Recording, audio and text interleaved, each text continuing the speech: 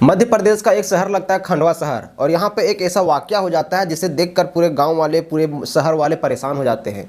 दरअसल ये घटना 19 मई 2025 की है, यानी कि आज से लगभग 4 महीने पहले की है। और वहाँ पे होता क्या है कि यहाँ पे 2 कब्रिस्तान है, और जब गांव वाले एक सुबह उठते हैं तो देखते हैं कि कब्रिस्तान में खुदाई की गई है, 6 लाशों के साथ छेड़छाड़ की गई है। जो बॉडी वहाँ पे दफनाई गई थी उन बॉडीज़ को निकाला गया है, कब्रिस्तान को तोड़ा फोड़ा गया, छेड़छाड़ किया गया है। और जो बॉडी है, बॉडी में जो कफन जो दफनाने के बाद जो कपड़ा लपेटा जाता है, उस कपड़े को भी हटा करके कुछ छेड़छाड़ किया गया है। मतलब आप यूँ कहें कि उस बॉडी के साथ में कुछ अवैध संबंध बनाया गया है। इस तरह की कुछ हरकतें की जाती है। तो फिर वहाँ के जो ग्रामीण लोग हैं, जो वहाँ के लोग हैं, तो उन लोगों ने फिर पुलिस में कंप्लेन किया। कुछ पता करने का भी कोशिश किया तो कुछ नहीं चल पाया। तो चूंकि वहाँ पे सीसीटीवी कैमरा नहीं था उस कब्रिस्तान में, तो कुछ तो पता चल नहीं पाया कि कौन आया है कौन नहीं आया है। और गांव वालों की ये सोच थी कि हो सकता है कोई भूत पिशाच या फिर कुछ भी हो सकता है, ऐसा छेड़छाड़ किया होगा, या तो फिर कोई जानवर आके खोदा होगा, या फिर कोई इंसान ही किया होगा। अभी तक किसी को कुछ पता नहीं था, क्योंकि आमतौर पर ऐसी घटनाएं जल्दी होती नहीं है, और अगर कभी हो भी जाए तो एक खास मुद्दा बन जाता है। क्योंकि आमतौर पर कोई भी इंसान की जब डेथ होती है तो उसका अंतिम सफ़र वहीं पे होता है। एक खास समुदाय के लिए कब्रिस्तान में होता है, और हिंदू धर्म के लिए शमशान घाट में होता है।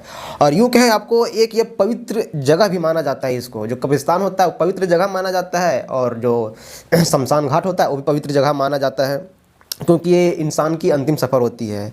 अब जैसे ही ये चीज़ होती है तो पूरा खलबली मच जाती है, चारों तरफ एक खास समुदाय में एक डर का माहौल भी फैल जाता है। इसके बाद जब पुलिस ने सीसीटीवी कैमरे लगवाने शुरू किए, अलग अलग एंगल से सीसीटीवी कैमरे लगवाए, लाइट्स लगवाए, ताकि उस पर निगरानी रखी जा सके। अब पुलिस कब्रिस्तान में कैमरे लगवाकर इंतजार करने लगे कि कब इस तरह से फिर से कोई एक वाकया हो, ताकि उस पर इन्वेस्टिगेट किया जाए, उस पर छानबीन किया जाए, चेक किया जाए। तो इस तरह से जब कुछ इंतज़ार करने लगे तो उस टाइम था मई से जून, जुलाई, अगस्त गुजर जाता है, फिर आता है सितंबर। फिर देखते पुलिस की एक 21 सितंबर को पुलिस के पास कंप्लेन जाता है कि फिर से कोई कब्रिस्तान में छेड़छाड़ किया गया है, और इस बार 2 कब्र के साथ में छेड़छाड़ किया गया है। एक कब्र था महिला की, एक कब्र था पुरुष की। जब पुलिस के पास एक कंप्लेन जाता है तो पुलिस आती है यहाँ पे कब्रिस्तान में, जब चेक करती है तो अब बारी आता है सीसीटीवी कैमरे को खंगालने की, चेक करने की। और जब पुलिस सीसीटीवी कैमरे को खंगालती है, देखती है, तो पुलिस देखती है कि कब्रिस्तान में एक इंसान, एक आदमी जो है वो इर्द गिर्द घूम रहा है, उसके अंदर घूम रहा है, टहल रहा है। जब उसके बारे में और ज़्यादा पता करने को मालूम चलता है तो इंसान इसे कैमरे में था, ब्लैक एंड वाइट था, तो उतना अच्छे से दिख नहीं रहा था, फिर भी उसकी अच्छी खासी पहचान हो जाती है। क्योंकि आपको बता दूं कि 20 सितंबर यानी कि 21 सितंबर को वाक़या हुआ था, यानी कि 20 सितंबर की रात को, और 20 सितंबर की रात को अमावस्या का दिन था। और इससे पहले जो घटना हुई थी यानी कि 19 मई को, तो 19 मई से पहले जो 18 मई है उसमें भी अमावस्या का ही दिन था। तो ये आदमी अमावस्या की रात को क्यों चुनता था कब्र को खोदने के लिए? तो इसके पीछे भी कारण है, क्योंकि अमावस्या की रात को डार्क नाइट होती है, यानी कि उस दिन उस रात में चंद्रमा नहीं निकलती है, और जिसकी वजह से पूरी काली रात होती है। और उसकी वजह से वो कब्र को खोदता है ताकि उसे कोई देख ना पाए, किसी की नज़र उस पर ना पड़ जाए। इसकी वजह से वो अमावस्या की रात को ही चुनता था और उसी रात को वो खोदता था। तो कैमरा अब खंगाला गया, पूरा सब कुछ देखा गया, तो मालूम चलता है 2 कब्र तो खोदा ही गया है, जिसमें से एक महिला का कब्र था और एक पुरुष का कब्र था। अच्छा, पुलिस यहाँ पे एक चीज़ और देखती है कि जो वो आदमी घूम रहा है पूरा कब्रिस्तान में, जो टहल रहा है, वो बिल्कुल अर्धनग्न है, मतलब कि वो पूरा नंगा घूम रहा है, उसके बदन पे कोई भी कपड़ा नहीं है और वो पूरा घूम रहा है। तो पुलिस के लिए भी ये एक सवाल पैदा कर गई कि ऐसे कैसे हो सकता है, ऐसे कौन क्या कर सकता है इससे। जब पुलिस इसके बारे में और खंगालने लगी कि कौन है, क्या है, कहाँ से आया है, तो फिर मालूम चलता है कि इसका नाम अयूब खान है। इसका नाम अयूब खान है और ये खंडवा के ही बुंदवाड़ा ज़िले का रहने वाला है। और कब्र से ये जो 2 लाशों को निकाला था, तो उसमें से एक महिला की बॉडी थी और एक पुरुष की बॉडी थी। तो मालूम चलता है कि जो महिला की बॉडी थी उसके जो पैर तरफ के जो हिस्से हैं और उनके जो कपड़े होते हैं, वो कपड़े नहीं थे, कपड़े गायब थे। जबकि जो पुरुष का जो कपड़ा है वो पूरा बॉडी पे कपड़ा था, लेकिन महिला के जो कमर से नीचे तक का जो कपड़ा है, कपड़ा नहीं था। तो पुलिस वहाँ पर अब इस आदमी को, अयूब खान को गिरफ्तार कर लेती है, वहाँ पे अरेस्ट कर लेती है। इसके बाद उससे पूछताछ करती है पुलिस, और जब उसको अब पुलिस अपने तरीके से पूछताछ करती है तो इस चीज़ को उसने कबूल कर लेता है कि हाँ, हमने इस महिला के साथ में कुछ गलत किया है।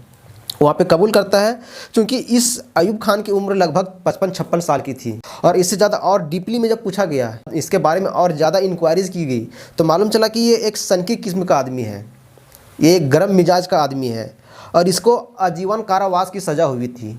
यानी कि इसको उम्र कैद की सज़ा हुई थी। और जिस दिन ये इंसिडेंट हुआ यानी कि 19 मई से कुछ महीने पहले ही ये जेल से छूटकर बाहर आया था, इसके बारे में मालूम चला।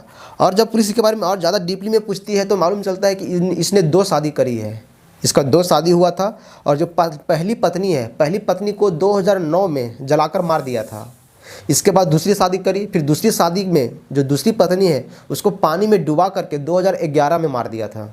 यानी कि 2 शादी किया, दोनों पत्नियों को एक को जला करके और एक को पानी में डुबा कर मार दिया।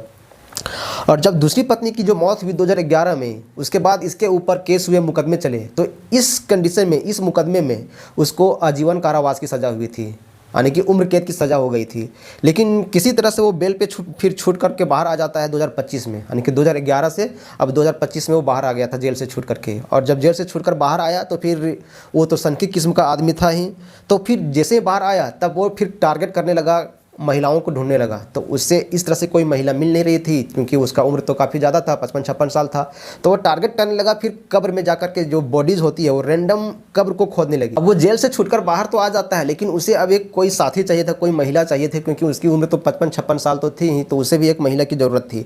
तो उसने फिर क्या किया कि कोई एक ऐसी रैंडम कब्र को खोदने लगा, मतलब कि एक कब्रिस्तान में जाता और कोई रैंडमली किसी भी कब्र को खोदता, और जिस कब्र में महिला निकलती, यानी कि महिला की बॉडी निकलती, लाश निकलती, उसके साथ में वो कुछ गलत करता।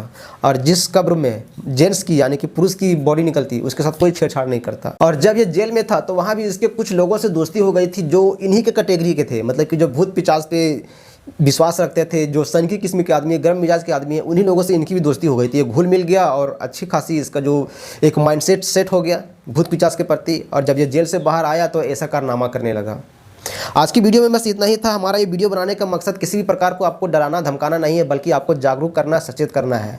आप बने रहिए हमारी इसी तरह के वीडियो में। हम आपके लिए एक से एक क्राइम स्टोरी लेकर के आता रहूँगा। तब तक के लिए धन्यवाद।